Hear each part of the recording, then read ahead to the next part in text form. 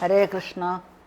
ശ്രീ ഗുരുവായൂരപ്പനെ ദർശിക്കാനായിട്ട് ലക്ഷക്കണക്കിന് ആളുകളാണ് വന്നുകൊണ്ടിരിക്കുന്നത്.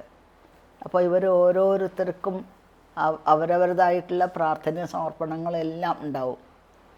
അപ്പോൾ അതിനൊക്കെയുള്ള നമ്മളെ ആ പ്രാർത്ഥനാ വിശ്വാസം അതാണ് ഗുരുവായൂരപ്പൻ്റെ അടുത്ത് നമ്മളെ എത്തിക്കുന്നത്.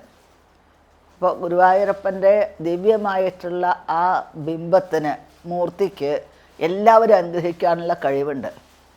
അപ്പോൾ ഇവിടെ ഗുരുവായൂരപ്പൻ്റെ അടുത്ത് വരുന്നവർ മിക്കവാറും ആളുകൾ ഭൗതികമായിട്ടുള്ള പല പല കാര്യങ്ങളും ഭഗവാനോട് ആഗ്രഹിച്ചുകൊണ്ടാണ് വരുന്നത്. അങ്ങനെ വരുന്ന സമയത്ത് പിന്നെ ആ ക്ഷേത്രത്തിൽ ഭഗവാനെ വിട്ട് പല പല സംഭാഷണങ്ങളും നടക്കണം. അങ്ങനെ അന്തരീക്ഷം ഉണ്ടാവണം. ആ അന്തരീക്ഷം വരുന്ന സമയത്ത് ചൈതന്യത്തിന് ലോപം സംഭവിക്കണം, കുറവ് സംഭവിക്കണം. അങ്ങനെയുള്ള എല്ലാ ദോഷങ്ങളും ഇല്ലാതാക്കി തീർക്കാൻ വേണ്ടിയിട്ടാണ് ഭഗവാന് ദിവ്യമായിട്ടുള്ള മന്ത്രങ്ങൾ, മന്ത്രസഹിതമായിട്ടുള്ള ആ കലശം ഭഗവാൻ അഭിഷേകം ചെയ്യണത്. സഹസ്ര കലശം എന്നതിന് പറയും. 1035 കുടങ്ങളാണ്, കലശങ്ങളാണ് ഭഗവാന് അഭിഷേകം ചെയ്യുന്നത്, മന്ത്രപൂർവ്വം അഭിഷേകം ചെയ്യുന്നത്. ദിവ്യമായിട്ടുള്ള അനേക ചൈതന്യം വർദ്ധിപ്പിക്കാനുള്ള ചടങ്ങുകളാണ് ഇപ്പോൾ ഗുരുവായൂരപ്പൻ്റെ അടുത്ത് നടന്നുകൊണ്ടിരിക്കുന്നത്.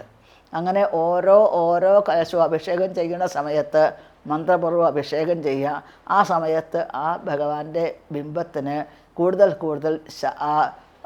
ശക്തി, കൂടുതൽ ഭഗവാന്റെ ചൈതന്യം നഷ്ടപ്പെട്ടു പോയ ചൈതന്യം കൂടുതൽ വർദ്ധിച്ചു വരും. അതിന് വേണ്ടിയിട്ടാണ് ഭഗവാന്റെ അനുഗ്രഹം ആ ശ്രീലകം വിട്ട് ഈ അന്തരീക്ഷം മുഴുവൻ വ്യാപിക്കുന്ന വിശേഷപ്പെട്ട മുഹൂർത്തം കൂടെയാണ് ഭഗവാന്റെ ഉത്സവം എന്നുള്ളത്. അങ്ങനെ അതിൽ വെള്ളിക്കുടങ്ങൾ, പിന്നെ അതിൽ 35ഓളം സ്വർണ്ണക്കുടങ്ങളുണ്ട്. ആ സ്വർണ്ണകലശത്തിന് അഭിഷേകത്തിന് പ്രത്യേകമായിട്ടുള്ള ശംഖനാദം, പ്രത്യേകമായിട്ടുള്ള മന്ത്രങ്ങൾ, പ്രത്യേകമായിട്ടുള്ള ചടങ്ങുകളുണ്ട്.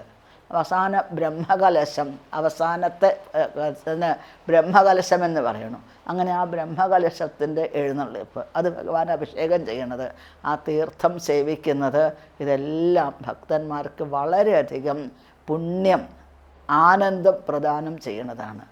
അപ്പോൾ ആ ഒരു ചടങ്ങ് എല്ലാവരും ഹൃദയത്തിൽ ആ ഭഗവാന്റെ രൂപത്തിനെ, ഗുരുവായൂരപ്പനെ കാണുക. വരാൻ സാധിക്കാത്തവർ, ഇവിടെ വരുന്നവർക്ക് കാണാൻ സാധിക്കും, പക്ഷേ ഉള്ളിൽ പോയിട്ട് കാണാൻ സാധിച്ചു എന്ന് വരില്ല. എഴുന്നള്ളിച്ച് പോണത് മാത്രമേ ചിലപ്പോൾ കാണാൻ സാധിക്കുള്ളൂ. അപ്പോൾ എവിടെ ഇരുന്നാൽ ദൂരത്തായാലും ചാരത്തായാലും എന്നുള്ളത് പറയാറുണ്ട്. എവിടെ ഇരുന്ന് കഴിഞ്ഞാലും നമ്മൾക്ക് മനസ്സുകൊണ്ട് ഗുരുവായൂരപ്പൻ്റെ മുന്നിലെത്താൻ സാധിക്കും. ഭഗവാന് ദിവ്യമായിട്ടുള്ള ഭാവത്തോടു കൂടെ ഭഗവാൻ അഭിഷേകം ചെയ്യുന്നത് കാണാൻ സാധിക്കും. ശ്രീ ഗുരുവായൂരപ്പൻ്റെ ദിവ്യമായിട്ടുള്ള ആ ബ്രഹ്മകലശാഭിഷേകം നമ്മളുടെ എല്ലാവരുടെയും മനസ്സിൽ ആനന്ദദായകമായിട്ടുള്ള ഒരു അവസ്ഥ വരുത്തി തീർക്കട്ടെ എന്ന് പ്രത്യേകം ഗുരുവായൂരപ്പനോട് പ്രാർത്ഥിക്കുന്നു.